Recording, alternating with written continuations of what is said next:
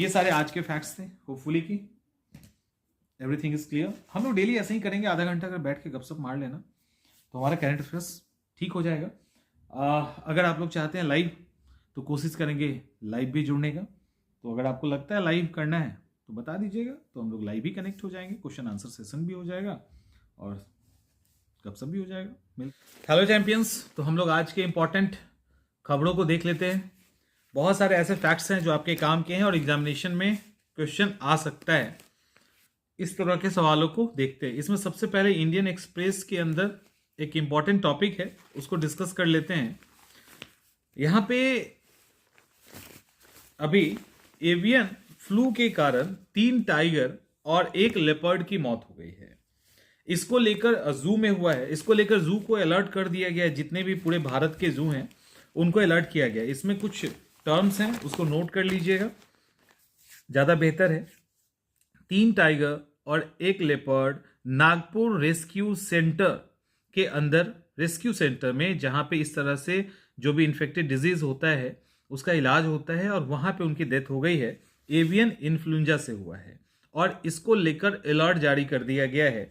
और ये कोई और नहीं, H5N1 का ही एक वेरिएंट है जिसके कारण ये चीजें हुई है।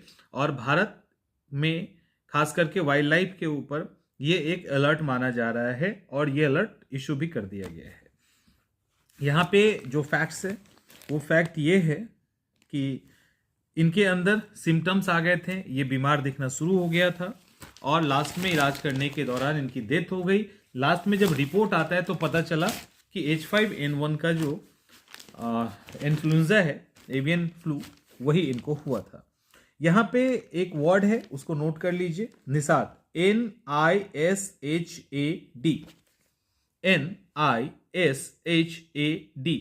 इसका फुल फॉर्म जो है national institute of high security animal disease, national institute of high security animal disease.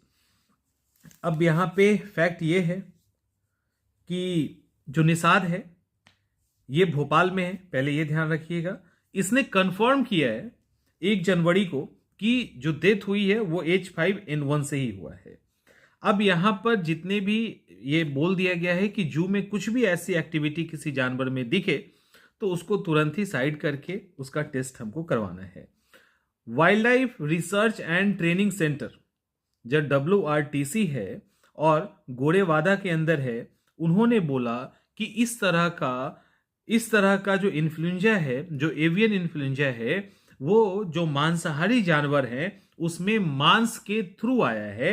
और इन्होंने ये भी कहा कि ये बेसिकली चिड़िया को इन्फेक्ट करता है, यानी बर्ड्स को इन्फेक्ट करता है। लेकिन इन्फेक्टेड बर्ड जब इस तरह के जानवर के माने इन्फेक्टेड बर्ड्स को कोई खा लेता है तो जानवर के अंदर भी ये चीजें आ जाती है, और वो मीट अगर सर्व कर दिया जाए कार्निवोरस एनिमल को, मांसाहारी जानवर को, तो उसके अंदर इन्फ्लुएंजा जाने का खतरा है। और यही हुआ है, इसीलिए अब जो भी इस तरह का फूड होगा उसको ट्रीट करके, चेक करके तब उनको खाने के लिए दिया जाएगा।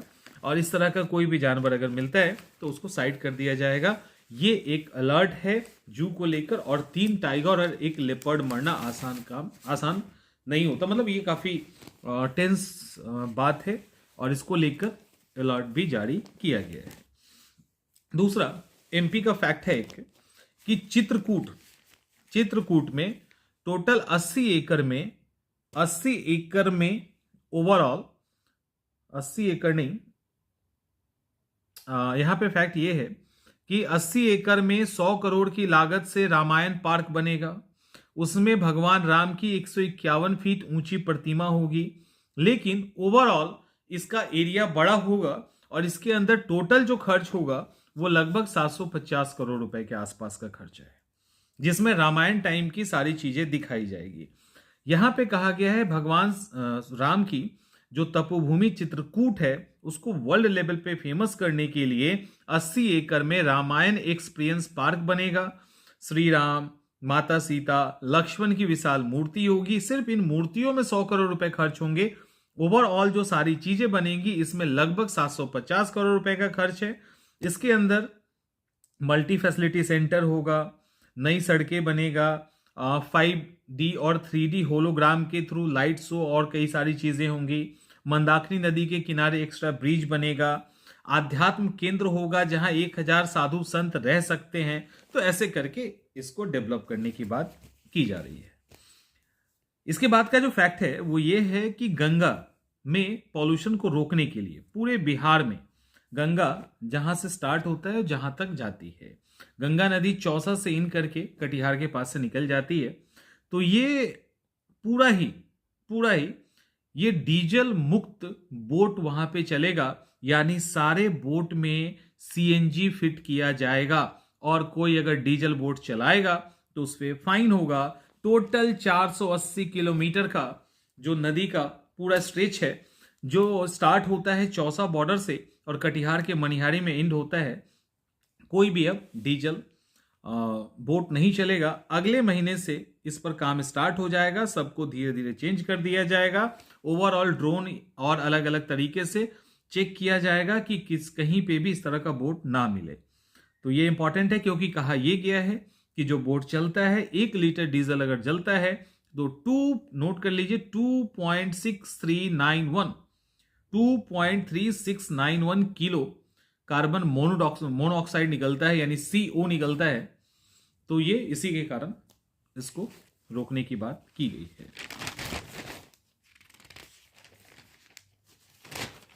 2025 अभी इस पे एक एक्सक्लूसिव वीडियो भी आएगा। 2025 आ चुका है, 14 तारीख से महाकुंभ स्टार्ट हो रहा है प्रयागराज में। और यहाँ पे लिखा ये गया है, इसमें कुछ फैक्ट्स लिखे गए हैं कि 100 साल पहले जब ह्वेनसांग यहाँ आए थे तभी इसका जिक्र उन्होंने किया था। इसके अंदर फैक्ट ये है कि अभी जो महाकुंभ होने वाला है इसको लेकर पहले भी बहुत सारे चर्चे किए जा चुके हैं। जैसे चंद्रगुप्त मौर्य के समय जब मेगस्थनीज भारत आए थे तो उन्होंने अपनी किताब जो उनकी इंडिका है उसमें गंगा के किनारे लगने वाले मेले का वर्णन किया था। इसके बाद जब फाहियान आए थे तो वाराणसी आए थे और गंगा के किनारे वाले कुछ किस्से को उन्होंने भी जिक्र किया है। ह्वेनसांग जब आए तो ह्वेनसांग के टाइम में तो हर्षवर्धन के समय उन्होंने प्रयाग सभा को अटेंड किया था, आपको याद होगा। और उनकी किताब सी यू की है, उसमें उन्होंने क्लियर लिखा था कि देश भर के शासक धार्मिक पर्व में दान देने के लिए आते हैं। संगम किनारे जो पातालपुरी मंदिर है, संगम के पास एक पातालपुरी मंदिर, आई थिंक भगवान उनका है शायद, बजरंगबली का मंदिर है। तो वहां पे कोई अगर एक सिक्का दान करता है तो हजारों सिक्के दान करने के बराबर उनको पुण्य मिलता है। ऐसी कई सारी बातें यहाँ पे की गई है इनके द्वारा। अकबर के द्वारा इसी प्रयाग के इंपॉर्टेंस के कारण 1567 में अकबर सबसे पहले प्रयाग पहुंचते हैं। वहां के नागा साधु कुंभ में जाते हैं, नागा साधु से मिलते हैं। उस समय प्रयाग को पयाग कहा जाता था, बुद्ध में पयाग कहा जाता है पाली में। और बाद में इन्होंने यहाँ पे एक दुर्ग भी बनाया था। प्रयाग के बारे में एक और फैक्ट है कि 1398 में, याद है ना, तैमूर लंग ने अटैक किया था। आई थिंक 6-7 किताब में पढ़ना भी ये कहानी। तैमूर लंग ने 1398 में अटैक किया था। तो उस दौरान हरिद्वार में अर्धकुंभ लगा था, उन्होंने लूटपाट कत्लेआम मचाया था। ये भी बात यहाँ पे पेपर में किया गया है। तो इसको बस ये है कि इंपॉर्टेंस कि मेला लग रहा है तो इसका जिक्र मेगस्थनीज की किताबों में भी है, ह्वेनसांग ने भी किया है, फाहियान ने भी किया है। तो ये सारा इंपॉर्टेंट है। कुछ और इधर नहीं है।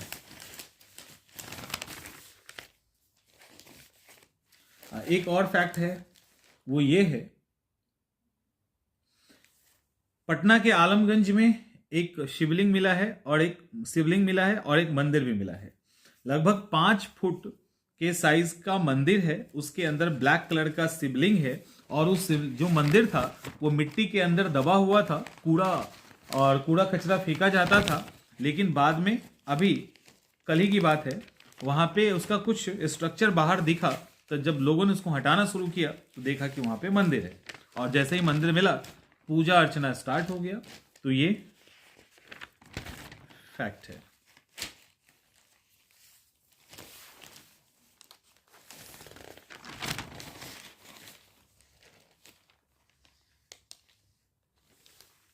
मॉरिशस मॉरिशस के केंद्रीय नेशनल इंफ्रास्ट्रक्चर मंत्री जो मॉरिशस के हैं, जिनका मूल भारत के बिहार में है, गोविंद्र नाथ गुणेश लिख सकते हैं। तो मॉरिशस के केंद्रीय नेशनल इंफ्रास्ट्रक्चर मंत्री गोविंद्र नाथ गुणेश अपनी पत्नी के साथ टिकारी प्रखंड के सिकरिया गांव पहुंचे थे, यानी सिकरिया गांव उनका है। वहां पहुंचे, घूमे फिरे, लोगों से मिले। वो उन्होंने कहा कि 1865 में नाव से इनके जो लोग थे, वो जो भी पूर्वज थे, वो वहां गए, वहां जाके बस गए और वहीं पे बसे रह गए।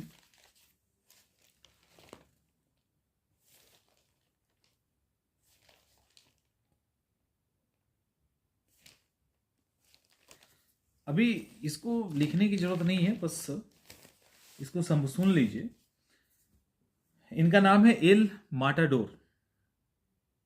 ऑलमोस्ट ब्लाइंड है, सिर्फ उनको लाइट का एहसास होता है। उनको एक बीमारी है, उसके कारण ऑलमोस्ट वो ब्लाइंड है और उसके कारण उनको अब दिखता ज़्यादा नहीं है।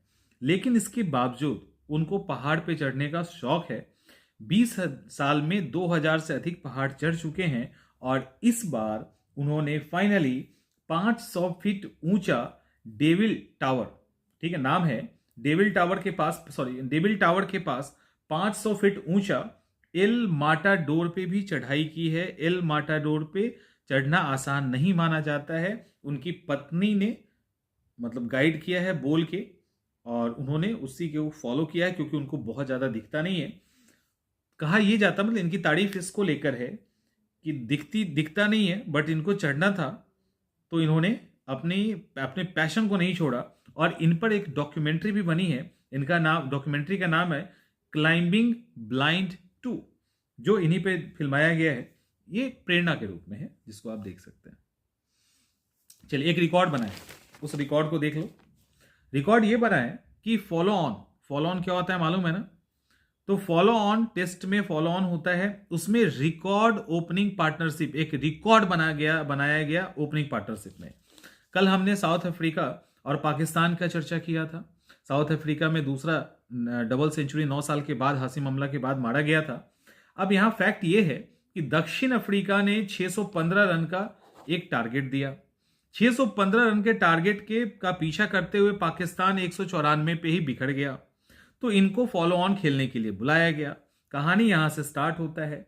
जब बुलाया गया तो शान मसूद ने 102 रन और बाबर आजम ने 81 रन बनाया। तो फॉलो ऑन में टोटल इन्होंने रिकॉर्ड 205 रन का ओपनिंग साझेदारी किया। तो ये जो फॉलो ऑन खेलने के बाद भी 205 रन का जो ओपनिंग साझेदारी है, वो किसी भी टीम के द्वारा फॉलो ऑन की पहली इतनी बड़ी ओपनिंग साझेदारी है, जो कि पाकिस्तान ने किया है। शान मसूद 102 रन और बाबर आजम ने 81 रन बना के 205 रन का फॉलो ऑन किया। मतलब फॉलो ऑन के बाद इतना बड़ा रिकॉर्ड बनाया है। और इसमें शान मसूद शायद खेल ही रहे हैं, तो ओवरऑल 205 रन का इन्होंने पहली पारी, मतलब फॉलो ऑन पारी में ओपनिंग रिकॉर्ड बनाया है, जो आज तक इतना बड़ा रिकॉर्ड कोई नहीं बनाया था। हाँ, एक और इंपॉर्टेंट फैक्ट है, वो ये है कि ऑस्ट्रेलिया से 10 साल के बाद भारत सीरीज हार चुका है। फैक्ट यहां पे ये है, इसको हम लोग देख लेंगे, इसको हम दूसरे में देखते हैं, यहां से बेहतर है। हाँ, चलिए, इसको तो 2 फैक्ट है, इसको समझ लीजिए, जिसमें एक बहुत ही इंपॉर्टेंट है, जिससे आगे आप सवाल देखेंगे, नहीं देखने का कोई सवाल ही नहीं है। सवाल आपको मिलेगा ही मिलेगा। सवाल क्या है? आपने इंटरपोल का नाम सुना है? इंटरपोल की तरह भारत पोल भी बनाया जा रहा है।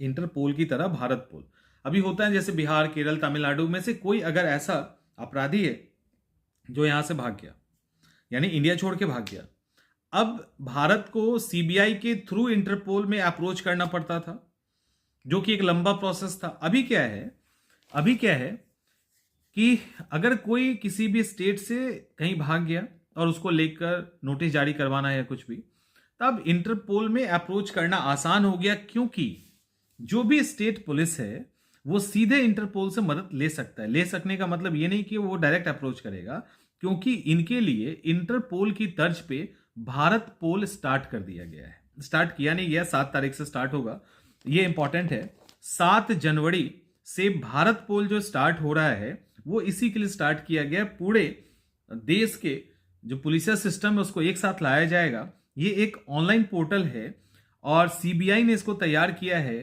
ट्रायल हो चुका है। अमित शाह 7 जनवरी को इसको लॉन्च करने वाले हैं दिल्ली में। इंटरपोल में अभी 195 देश है, तो 195 देश की जांच एजेंसियों का संगठन है। उसमें हमारे यहाँ की जो जांच एजेंसी है सीबीआई, वो उसका एक पार्ट है। सीबीआई के अंदर ही ये पोर्टल बना है, उन्हीं ने तैयार करवाया है।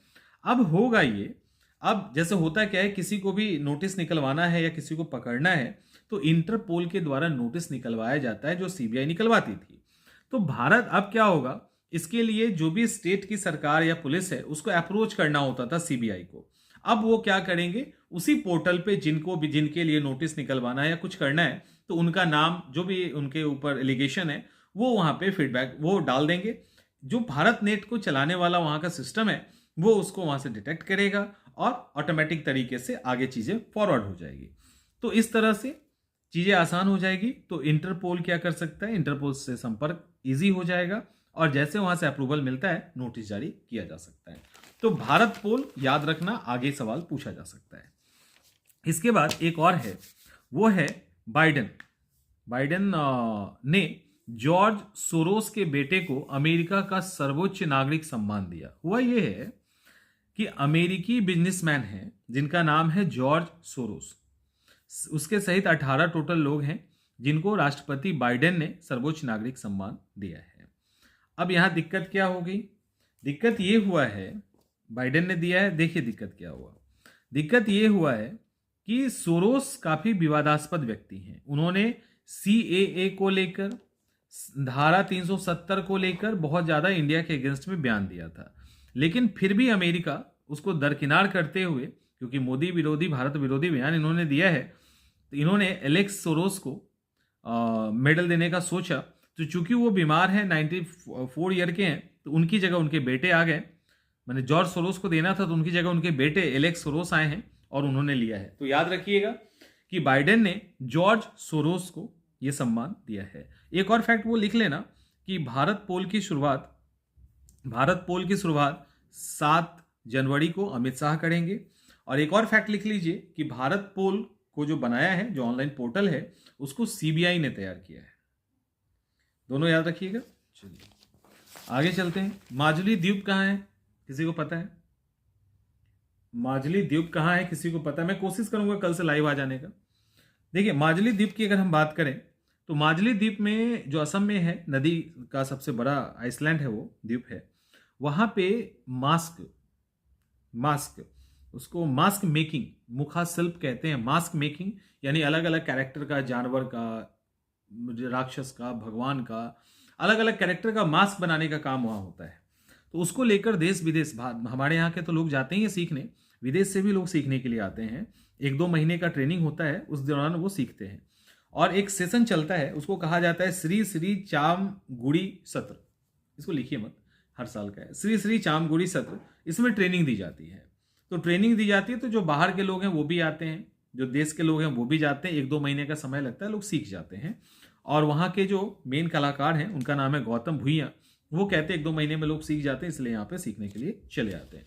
तो खैर ये हमेशा का है, थोड़ा सा आगे पीछे का भी फैक्ट्स हम लोग को जानना चाहिए, उसी की कोशिश कर रहे थे। चलो, जनरेशन बीटा, अरे मुझे नहीं पता था एक्चुअली, मैंने सुना था शॉर्ट्स में, बट मुझे नहीं पता था कि जनरेशन अल्फा और बीटा किसको कहते हैं। मैंने सुना था कि जनरेशन अल्फा है या कौन हो, तो actually generation alpha, generation beta ये चला है। और इसको अभी देखते हैं, दूसरी जगह से देखते हैं, जहां पे ज्यादा कंटेंट है ना उसमें, तो वहां से देखेंगे। अच्छा एक छूट गया ना शायद,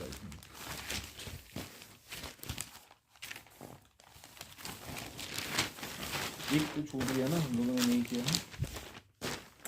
ऑस्ट्रेलिया से 10 साल के बाद सीरीज भारत हार गया finally. Border Gavaskar trophy cricket में होता है, बॉर्डर गावस्कर ट्रॉफी क्रिकेट में होता है, याद रखिए। और अभी गावस्कर की बेइज्जती भी हो गई है इसमें।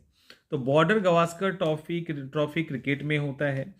ऑस्ट्रेलिया जीत गया है, भारत हार गया है। जब ट्रॉफी देने की बात आई तो गावस्कर को नहीं बुलाया गया, केवल एलन बॉर्डर को बुलाया गया। एलन बॉर्डर ने ही वो ट्रॉफी दिया है। जब बात आगे बढ़ा तो ऑस्ट्रेलिया की तरफ से सफाई दिया गया।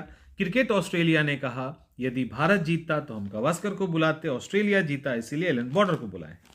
अब हुआ ये कि बॉर्डर गावस्कर ट्रॉफी पे 10 साल के बाद ऑस्ट्रेलिया ने कब्जा कर लिया और इसके साथ ही ऑस्ट्रेलिया वर्ल्ड टेस्ट चैंपियनशिप के फाइनल में जगह बना लिया है। वर्ल्ड टेस्ट चैंपियनशिप का फाइनल में जगह बनाया। अब ऑस्ट्रेलिया का वर्ल्ड टेस्ट चैंपियनशिप के फाइनल में मुकाबला दक्षिण अफ्रीका के साथ होगा और यह पहली बार है जब भारत वर्ल्ड टेस्ट फाइनल में अपना जगह नहीं बनाया है। ठीक है, पहली बार है जब नहीं बनाया है, ये इंपॉर्टेंट है। और कुछ है, हाँ, तो यहाँ पे बस ये है कि player of the series Bumrah को चुना गया। ये अलग बात है कि बुमराह इसमें नहीं खेल पाए थे चोट के कारण, तो player of the series Bumrah को चुना गया है। इतना काफी है, याद रख लीजिएगा, प्लेयर ऑफ सीरीज बुमराह है। अब देखते हैं दूसरे में क्या क्या है।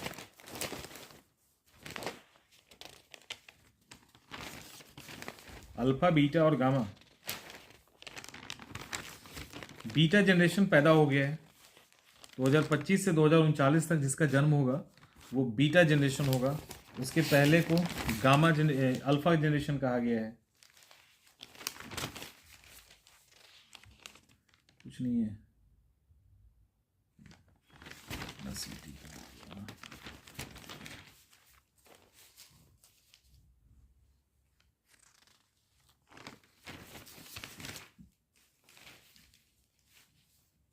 सिडनी में टीम इंडिया का सरेंडर, यानी ऑस्ट्रेलिया के सिडनी में वो हार गए। एक इंपॉर्टेंट फैक्ट है, फैक्ट ये है कि बेलारूस की टेनिस से फैक्ट है कि बेलारूस की टेनिस खिलाड़ी हैं, दुनिया की नंबर 1 टेनिस खिलाड़ी कौन है? उनका नाम है आर्याना सबालेंका। रविवार को यानी संडे को ब्रिस्बेन में वो मैच जीत गई हैं। बेलारूस की खिलाड़ी हैं सबालेंका। उन्होंने फाइनल में रूस की क्वालिफायर पोलिना कुदुरमेतोवा को हरा दिया है, वापसी कर लिया है और ब्रिस्बेन इंटरनेशनल की ट्रॉफी उन्होंने जीत लिया है। ये इंपॉर्टेंट है। और ऑस्ट्रेलिया की जमीन पर चौथा और इसके कैरियर का ये 18वां मैच है, मतलब 18वां ट्रॉफी है। तो ब्रिस्बेन इंटरनेशनल को जीता है बेलारूस की आर्याना सबालेंका ने।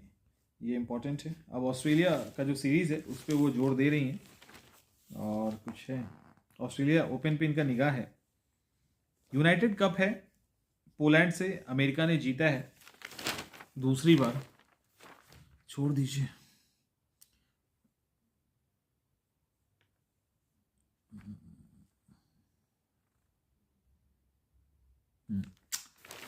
चलो नोट डाउन करो, कुछ फैक्ट्स नोट डाउन कर लीजिए।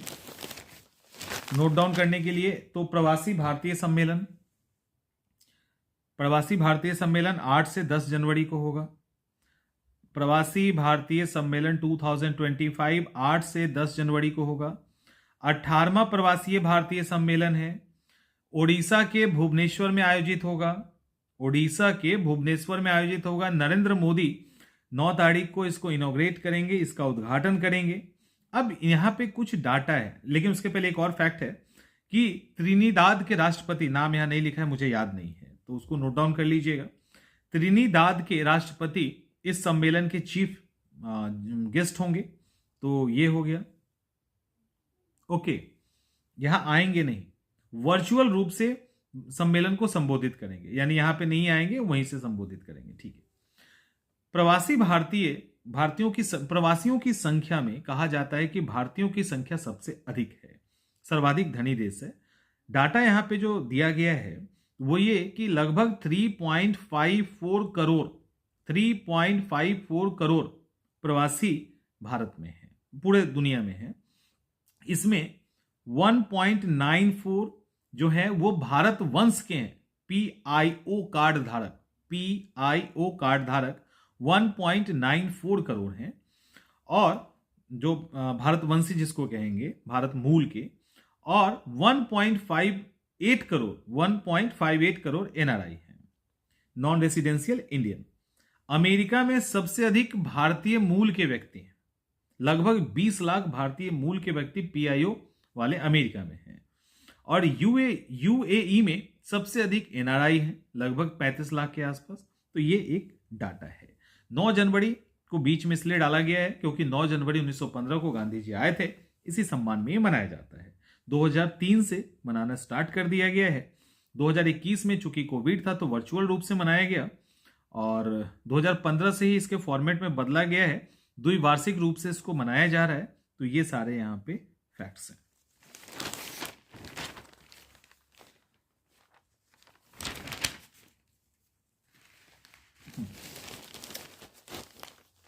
चलिए, अब है 2-3 अभी इंपॉर्टेंट कुछ है कंटेंट जिसको आपको सुनना चाहिए और याद करना चाहिए। पहला, बीटा, जेन बीटा। जेन बीटा का मतलब क्या है? Generation beta. जनरेशन अल्फा की कहानी खत्म हो गई, अब जनरेशन बीटा की कहानी शुरू हो गई है। जनरेशन अल्फा, जनरेशन बीटा की अगर हम बात करें तो 2025 में जो पहला बच्चा आया उसको जनरेशन बीटा कहा गया है, उसको जेन बीटा भी कहा जाता है। भारत में ही पहला बच्चा इसी जनरेशन का, जेन बीटा का, भारत में पहला बच्चा मिजोरम के आइजोल में जन्मा है, और उसका नाम है, जन्मा कब? तो 12:03 पे। उसका आइजोल के डर्ट लैंग हॉस्पिटल, वो सब छोड़ दीजिए, 3.12 kg का था, मैं ठीक है, उसका नाम फ्रैंकी रखा गया। शॉर्ट नेम है, लंबा नाम भी है, फ्रैंकी नाम रखा गया है। मतलब मिजोरम में जन्मा है, ये ध्यान रखिएगा, मिजोरम के आइजोल राजधानी में जन्मा है, फ्रैंकी नाम रखा गया है।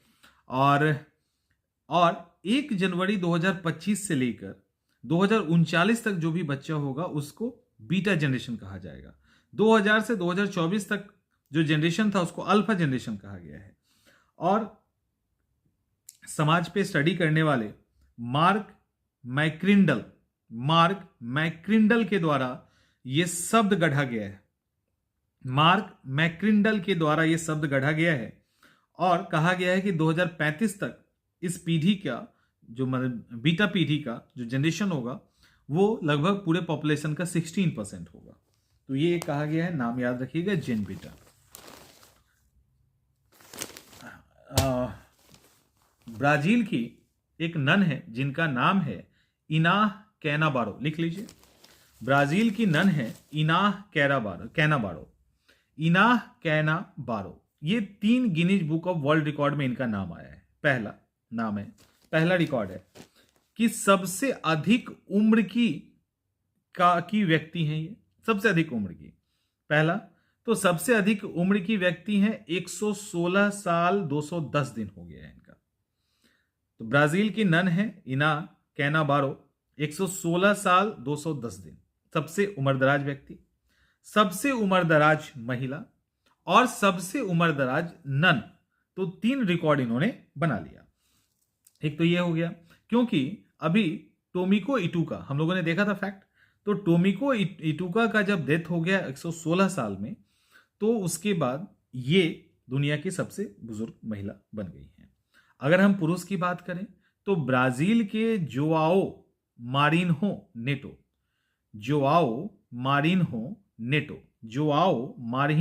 नेटो सबसे बुजुर्ग पुरुष घोषित किए गए, पुरुष में वो हो जाएंगे। तो ये फैक्ट है। और नन है, 110वें जन्मदिन पे इनको पोप ने आशीर्वाद भी दिया था। तो ये फैक्ट है। अब कुछ फैक्ट्स और है जो स्पेस मिशन से लेकर है जो इस साल लॉन्च होने वाला है। जैसे भारत, सुन लीजिए, थोड़ा सा सुन लीजिए, लिखना है तो नोट कर लीजिए। भारत जो है 3 मिशन लॉन्च करेगा गगनयान से रिलेटेड, 1, 2, 3। नवंबर दिसंबर में 2 मानव रहित प्रशिक्षण यान होगा। इसमें एक रोबोट होगा जिसका नाम व्योम है, पहले से डिस्क्लोज हो चुका है। तो व्योम मित्र रोबोट भेजा जाएगा।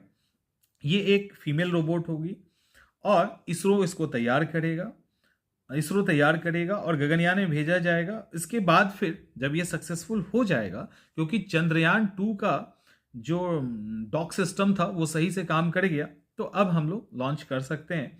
तो 3 दिन के लिए उसके बाद अंतरिक्ष पे इंसान को भेजा जाएगा। एक तो ये फैक्ट है। दूसरा नाम है हेवन 1। एक नया स्पेस स्टेशन बनेगा जिसका नाम है हेवन 1। ये जो हेवन 1 है, ये स्पेस अंतरिक्ष यात्रियों के लिए वहाँ पे आलीशान भवन होगा एक तरह से, जिसमें मॉडर्न बेड, जिम, पृथ्वी को मतलब वहाँ से देखने के लिए, तैरते हुए देखने के लिए एक विंडो होगा। ये सारी चीज़ें वहाँ पे होगी। फाल्कन 9 के द्वारा कैनेडी स्पेस सेंटर से इसको लॉन्च किया जाएगा, तो इसमें कोई अगर जाते हैं तो वहाँ पे स्टे कर सकते हैं। इसके बाद मंगल ग्रह पे 2 स्पेस यान भेजा जाएगा, अंतरिक्ष यान भेजा जाएगा। नासा का एस्केपेड प्रोजेक्ट मंगल ग्रह वायुयान में 2 अंतरिक्ष यान भेजा जाएगा, और इस तरह 2 अंतरिक्ष यान भेजने का ये पहला मिशन है। एक का नाम ब्लू, एक का नाम गोल्ड है। दोनों को डिजाइन किया गया है। फरवरी से मार्च में केप कैनावेरल जहां से भेजा जाता है वहां से इसको लॉन्च होगा। 11 महीने का सफर तय करके 230 मिलियन मील की यात्रा करने के बाद ये वहां पहुंचेंगे, और वहां जो प्लाज्मा और मैग्नेटिक फील्ड है उसका ये स्टडी करेंगे, और वहां से डाटा ये भेजेंगे। इसके बाद शुक्र ग्रह के लिए भी एक लॉन्च किया जाएगा। वीनस लाइफ फाइंडर शुक्र के लिए पहला निजी मिशन होगा, याद रखिएगा ये भी। वीनस लाइफ फाइंडर शुक्र ग्रह के लिए पहला निजी प्राइवेट मिशन है। मैसाचुसेट्स इंस्टीट्यूट ऑफ टेक्नोलॉजी के साथ कंपनी रॉकेट लैब मिशन को अंजाम देने वाला है। न्यूजीलैंड से ये इसको लॉन्च किया जाएगा। यह इंपॉर्टेंट है, वहां पे फिर जाके अपना देखेंगे। रोबोटिक प्रयोगशाला की बात करें तो स्पेस राइडर 26 फुट की मानव रहित रोबोटिक प्रयोगशाला है। इसको यूरोपीय स्पेस एजेंसी के द्वारा भेजा जाएगा रीलॉन्च व्हीकल के रूप में, कि जाएगा भी और आएगा भी। 2 महीने के बाद, 2 महीने तक नीचे रहेगा, फिर आ जाएगा। एक और है, चीन भेज रहा है, क्षुद्र ग्रह से नमूना लाना है, तो ये भी जाएगा और वापस भी आएगा। चीन का तियानवेन 2 मई में लॉन्च होगा। क्षुद्र ग्रह से नमूना लेकर वापस आ जाएगा, और पृथ्वी के निकट क्षुद्र ग्रह कोमोओलेबा के पास इसको जाना है। कोमोओलेबा के पास जाना है, जो काफी नीचे है, और वहां से 100 ग्राम धूल आदि ये सब उठाएगा, जमा करेगा और लेके आ जाएगा। तो ये सारे फैक्ट्स हैं, और एक ऐसे ही रिकॉर्ड बनाया गया, वो देख लीजिए। रिकॉर्ड तो रिकॉर्ड होता है, बहादुर लोग ही बनाते हैं। हैदराबाद के स्टंटमैन हैं, उनका नाम है क्रांति कुमार पनिकेरा। ये क्रांति कुमार पनिकेरा ने कमाल कर दिया, अपने जीव से, जवान से 57 इलेक्ट्रिक पंखा को जीप से रोक दिया, और बहुत बड़ी उपलब्धि मानी जाती है। तो इसको लेकर भी इनको Guinness book of world record में इनका नॉमिनेशन है। तो ये सारे आज के फैक्ट्स थे। होपफुली कि एवरीथिंग इज क्लियर। हम लोग डेली ऐसे ही करेंगे, आधा घंटा अगर बैठ के गपशप मार लेना तो हमारा करंट अफेयर्स ठीक हो जाएगा। अगर आप लोग चाहते हैं लाइव, तो कोशिश करेंगे लाइव भी जुड़ने का। तो अगर आपको लगता है लाइव करना है तो बता दीजिएगा, तो हम लोग लाइव भी कनेक्ट हो जाएंगे, क्वेश्चन आंसर सेशन भी हो जाएगा और गपशप भी हो जाएगा। मिलते हैं हम लोग नेक्स्ट